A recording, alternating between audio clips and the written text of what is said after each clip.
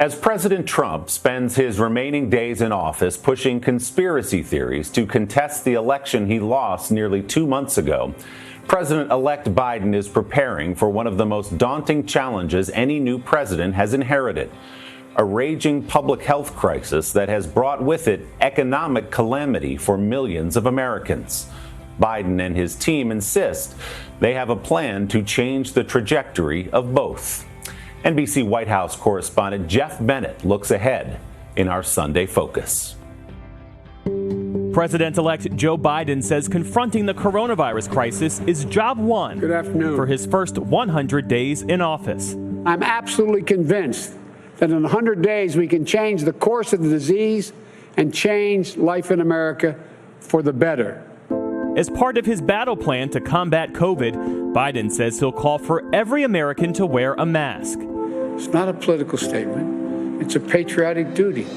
And mandate masks where he can under the law, including in federal buildings and on planes and buses.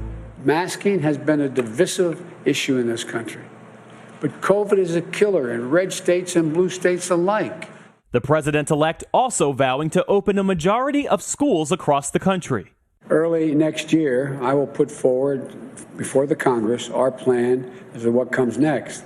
It also includes asking Congress to provide funding needed so we can achieve the ambitious but doable goal of safely opening a majority of our schools by the end of our first 100 days.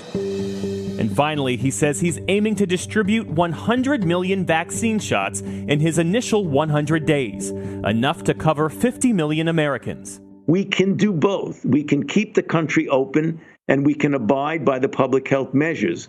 That, together with a vaccine, I believe in 2021, we will see this behind us. Biden this past week sharply criticized the slow pace of vaccinations under President Trump. If he continues to move as it is now, it's going to take years, not months, to vaccinate the American people.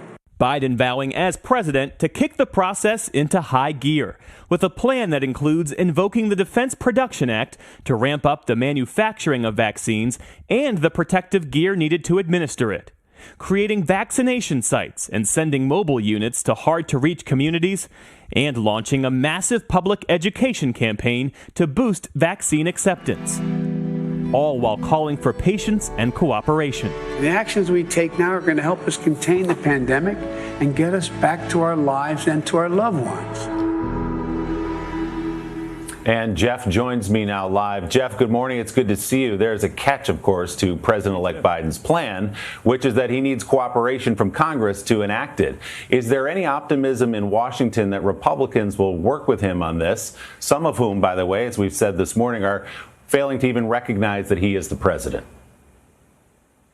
Right, and the president-elect and his team say they are keenly aware of that, and they say they're committed to working with Mitch McConnell and Republicans in Congress where they can. But look, Joe Biden has called that $900 billion COVID relief deal that Congress passed before the holidays, he's called that a down payment on a bigger and better bill. But it took 7 months, more than 7 months of negotiations for Congress to reach that deal. And now Biden is set to ask lawmakers to do it all over again in a matter of weeks, because he wants that money to go out to states and to go out to Americans who need it in a matter of weeks, in January or February potentially. And that money, he says, is critical. It would fund local hospitals, police departments, fire departments, restaurants and renters who need it, and potentially larger stimulus checks for those Americans in need, Willie. Well, let's hope Washington finally can focus on the crisis in front of it. Fascinating piece, Geoff. Thanks so much. We appreciate it.